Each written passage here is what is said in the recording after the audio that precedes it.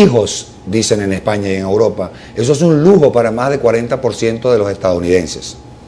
Italia, crisis económica incrementa el desempleo y los suicidios se están dando en todas partes en Europa y especialmente en Italia. Aquí tenemos otra noticia importante. Israel prohíbe la entrada de un escritor alemán, Günter Grass, por haber hecho una poesía con respecto a la violencia y a lo invasivo que son los gobiernos de Israel y de Estados Unidos. Y bueno, lo execraron. Es como Ozzy Guillén, que dijo que amaba a Fidel Castro. Execrado, no lo quieren ver en Miami por haber dicho que ama a Fidel Castro. En la India te matan a piedras a diarios, apedreados en plazas públicas, cristianos, seguidores del Maestro Jesucristo, los apedrean a muerte por decir en la calle que aman a Jesús. Ozzy Guillén porque ama a Fidel. Y a Günter Grass porque dice ¿qué es lo que dice? Israel ha anunciado la prohibición de entrada a su territorio de Günter Grass tras la polémica provocada por la publicación de un poema en el que el escritor alemán acusaba al Estado hebreo y su arsenal atómico de amenazar la paz mundial. Esto es Nuevo Orden Mundial, 2012, Enrique, Nuevo Orden Mundial, y volvemos, que si nos queda tiempo llevamos otro toquecito de la información que teníamos para el día de hoy. 2012, Nuevo Orden Mundial, y regresamos.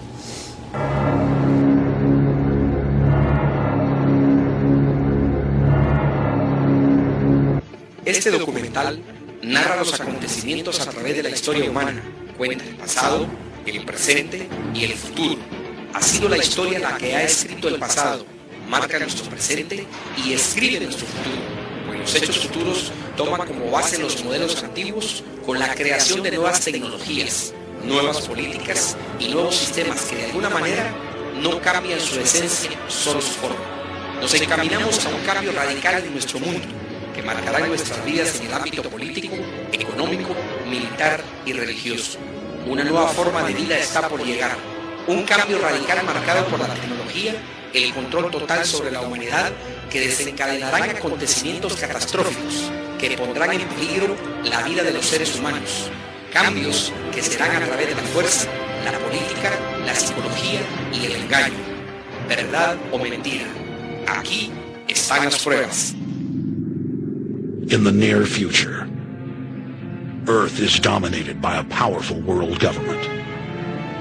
Once free nations are slaves to the will of a tiny elite. The dawn of a new dark age is upon mankind. What I'm about to say is fact. The secret organizations of the world power elite are no longer secret. They have planned and are now leading us into a one-world communist government.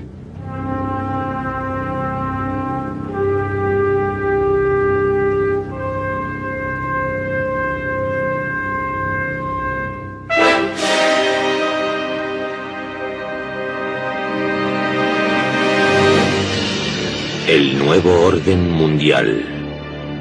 Unificar al mundo a través de un gobierno mundial, económico, político, religioso, ha sido la causa de conflictos, guerras, batallas y conquistas para poder dominar al mundo. De ahí que surgen grandes imperios que pretendieron lograrlo.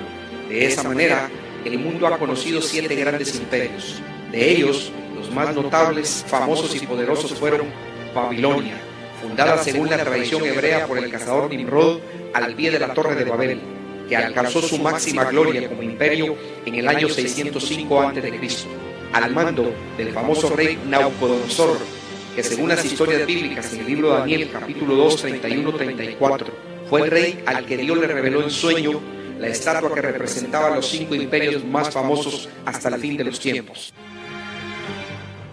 Daniel manifestó que sobrevendrían 4 imperios universales hasta el fin del mundo, y eso es lo que ha pasado. Babilonia, los persas y los medos, Grecia y Roma. Lo más interesante es que el Imperio Romano se dividió en 2, lo que está simbolizado por las 2 piernas. 60 años después de la profecía de Daniel sobre el rey Nabucodonosor, cae Babilonia. En el año 538 a.C., los persas conquistaron Babilonia. La antigua Persia. indómita, formidable, implacable. Durante años, el misterio rodeó a este imperio sin parangón en conquistas y riquezas. Además de erigir majestuosos palacios en medio del árido desierto, también construyeron carreteras, puentes y canales. Todo el mundo ha oído hablar del canal de Suez, pero ¿y del canal de Darío? Pero se avecinaba una tormenta. La antigua rivalidad con los griegos daría lugar a un épico enfrentamiento que cambiaría el curso de la historia y que resultaría determinante para el mundo occidental durante los miles de años que siguieron.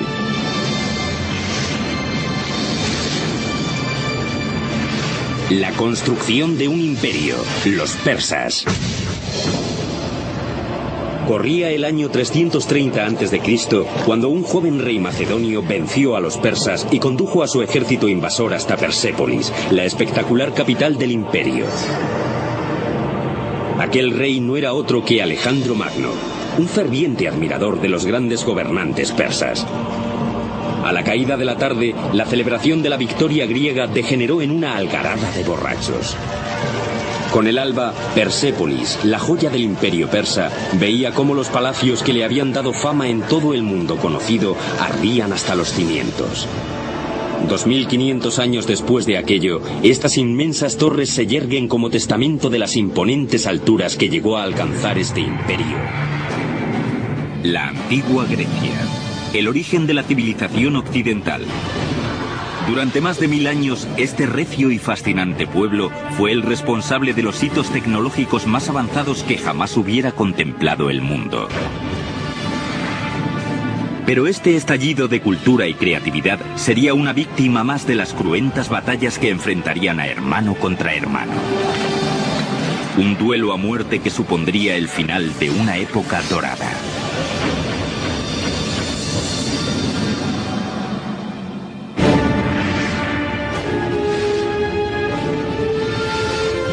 La construcción de un imperio, Grecia.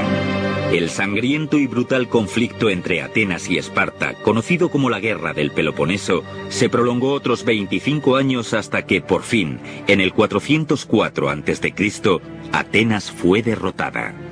La derrota de Grecia dio origen al nacimiento de un nuevo imperio, Roma. Antigua Roma. Desde aquí un imperio envió ejércitos que dominaron el mundo conocido. Una superpotencia sin igual en cuanto a ingenio y ferocidad.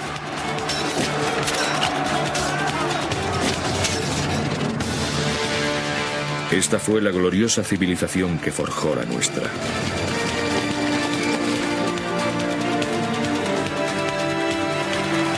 Durante 500 años, Roma ejerció su supremacía. El imperio, se decía, durará eternamente.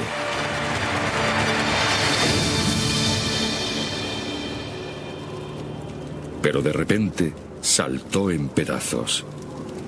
Tras la caída de Roma, durante los 1400 años que siguieron, se dieron guerras, batallas y conquistas, las de los cruzados con matices religiosas, las guerras de Napoleón que unieron parte de Europa y que su dominio duró solo 12 años, pero ninguno alcanzó la categoría de imperio en todo su contexto.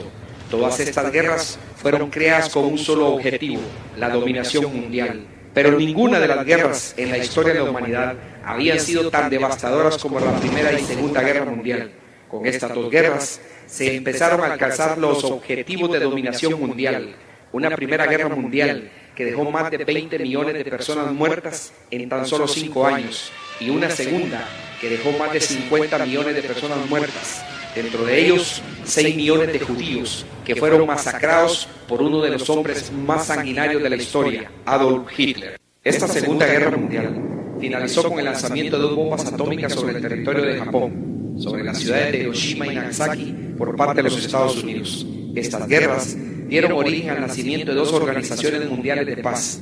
Después de la Primera Guerra Mundial, el presidente Wilson propone los 14 puntos que envió al Congreso la creación de la Liga de las Naciones, pero no tuvo el éxito deseado, sino fue hasta después de la Segunda Guerra Mundial que surge la ONU, Organización de las Naciones Unidas, que permanece hasta el día de hoy. Esta organización es lo más aproximado a un gobierno mundial de paz que existe. Todo por una causa: resucitar el antiguo imperio romano para llevarlo al último imperio descrito por Daniel en la estatua que soñó Nabucodonosor, en una alianza de hierro y barro, en la cual las estrategias romanas no han variado: la imposición de la fuerza, la tecnología, la psicología y muchas estrategias más que fueron utilizadas en el antiguo imperio romano y que fueron puestas en práctica por Estados Unidos, el país que sentó las bases para establecer un nuevo orden mundial, el país que lideró al mundo con la ayuda de Europa y el pretexto de establecer la paz en el mundo entero. Determinó las políticas mundiales a seguir después de la Segunda Guerra Mundial con la creación de organismos internacionales como las Naciones Unidas, el Banco Mundial y el Fondo Monetario Internacional.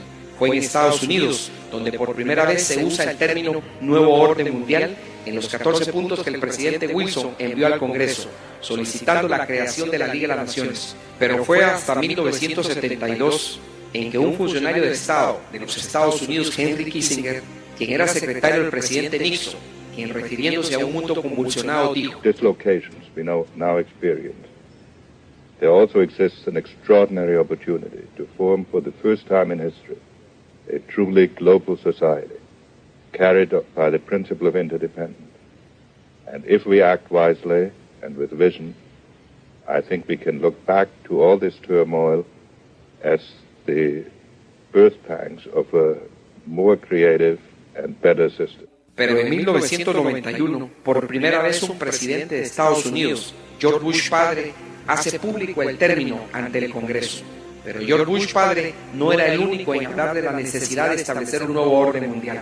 Otros líderes del mundo también estaban de acuerdo, lo que nos permite establecer que casi todos los líderes están de acuerdo en establecer este nuevo orden mundial. Solo hacía falta establecer la crisis necesaria para que el mundo aceptara un nuevo orden mundial. Esas fueron las palabras expresadas por David Rockefeller. Las estrategias utilizadas para establecer el nuevo orden mundial han sido diversas, y dentro de ellas se incluyen el terror, el hambre, la corrupción, la psicología y la fuerza, para poder justificar esas políticas mundiales y que los pueblos y naciones las acepten aunque tengan que ceder sus soberanías. Para empezar a unificar y controlar al mundo, el Banco Mundial y el Fondo Monetario Internacional establecieron políticas de sometimiento de los países subdesarrollados a través del endeudamiento intencionado, con tasas de interés que sobrepasaron la capacidad de pago de los países deudores, generando pobreza y corrupción en dichos países. Poco antes de finalizar la Segunda Guerra Mundial, los países más poderosos liderados por Estados Unidos e Inglaterra se reunieron en territorio norteamericano para definir el nuevo orden económico mundial de la posguerra. En esa reunión se crearon dos instituciones, el Banco Mundial y el Fondo Monetario Internacional, cuyos objetivos eran la prosperidad económica del mundo, el aumento de la producción y la generación de empleo. 50 años más tarde, la mayoría de los países latinoamericanos que aplicaron las políticas del FMI atraviesan intensas crisis económicas y sociales y deben soportar la injerencia del organismo internacional que los presiona para que paguen sus deudas. ¿Por qué las naciones de América Latina tan ricas en recursos han llegado a esta situación? ¿Acaso solo han sido víctimas de administradores corruptos y gobiernos ineficientes? ¿O existe un plan diseñado desde los centros financieros de poder para someter a todo un continente, utilizando al Fondo Monetario Internacional como la herramienta ideal para llevar a cabo este objetivo?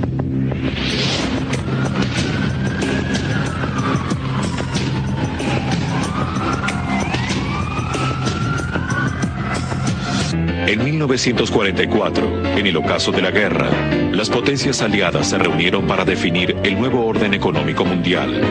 Y en la Conferencia Monetaria de las Naciones Unidas nació el Banco Mundial y el Fondo Monetario Internacional.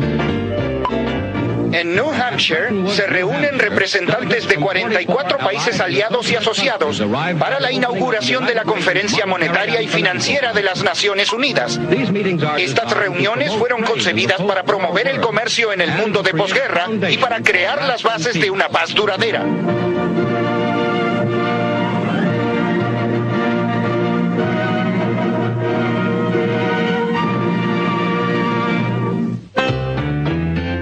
El Fondo Monetario Internacional nació con el objetivo de estabilizar la economía mundial, aumentar la producción global e incrementar el comercio internacional, generando así nuevos empleos. Además, la institución se comprometía a supervisar el nivel de endeudamiento de las naciones asociadas. Para su funcionamiento, el organismo recibiría aportes de los países miembros, que luego utilizaría para otorgar en forma de préstamos a los estados integrantes que lo solicitasen. El Fondo Monetario Internacional parecía una institución creada para el beneficio mundial. Sin embargo, muchos sugieren que en el mismo origen del organismo ya estaba el germen que lo convertiría en la herramienta más eficaz de dominación que haya erigido el poder financiero mundial. El Fondo Monetario Internacional condicionó las políticas fiscales y económicas de los países deudores, obligando a los gobiernos a privatizar todas aquellas empresas propiedad de los estados. Y a raíz de la privatización y después de la caída del muro de Berlín, a través del Consenso de Washington, se inicia la globalización. Esta globalización se aplicó en las 4 áreas de todo sistema de gobierno: en el área económica, política, militar y religiosa. Esto dio inicio a una globalización masiva. En el área económica se crearon bloques económicos que empezaron con la Unión Europea y continuó con el NAFTA en Norteamérica. The combining of national governments started with the European Union. That union started with trade agreements, then a common currency, the euro, and now a European Parliament that is feverishly passing laws that override the laws of the member nations. A constitution was drafted but rejected by a few of those nations, but never mind. They implemented it anyway. Now it's North America's turn. Ahora es el turno de Norteamérica. Con eso que es el turno, now it's the turn of North America, es lo que está pasando ahora con todos estos indignados de Occupy Wall Street que se están quejando de que el 99% estamos sufriendo las consecuencias de un 1%, que es el que domina y controla los hilos del mundo. Yo resumo para despedirme con que esto del 2012 y todos estos acontecimientos planetarios tienen una coincidencia. Y lo dijo George Bush padre, ahorita lo acaba de decir en ese discurso. Lo dijo también otro presidente y otros grandes líderes de la Unión Europea, también de la Comisión Trilateral. Entre ellos también lo llegó a decir Rockefeller en una asamblea extraordinaria u ordinaria del Consejo de Seguridad de la ONU. Que solo haría falta un acontecimiento mundial que afectara a todo el planeta para unirnos todos en función de ese acontecimiento. Eso es lo que dicen estos señores del Nuevo Orden. Que haría falta, para concluir, que haría falta solamente un acontecimiento mundial, bien sea natural o bien sea provocado, como ya dijimos, o excitado o exaltado por tecnologías de punta que tienen, de plasma, de electromagnética, que pueden provocar desde terremotos a vaguadas.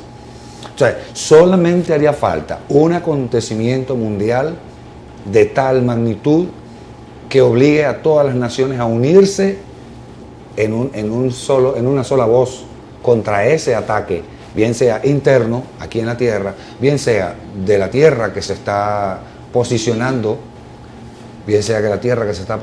bien sea intencionalmente, o bien sea por esta tormenta solar y la alineación del 21 de diciembre, que se presume es el momento que ellos tienen precisado para establecer definitivamente el nuevo orden mundial. Señores, nos despedimos. Nos vamos con parte del material que traíamos, nos lo llevamos, pero ya lo traeremos en programas sucesivos. Les deseamos lo mejor, pásenla excelentemente bien, gracias a los más consecuentes que estuvieron allí. Y recuerden que pueden visitarnos en la dirección que aparece en pantalla de los amigos de la web. ¿Será cómo es? ¿Qué dice Enrique allá abajo? ¿Qué es lo que dice eso allá abajo? Bueno, pueden visitarnos ahí y complementar y profundizar el programa o reflexionarlo nuevamente. Los videos son demasiado expresivos, demasiado elocuentes. Nos despedimos con el señor Gianni. Será hasta el próximo programa. Se les quiere muchísimo. Chao.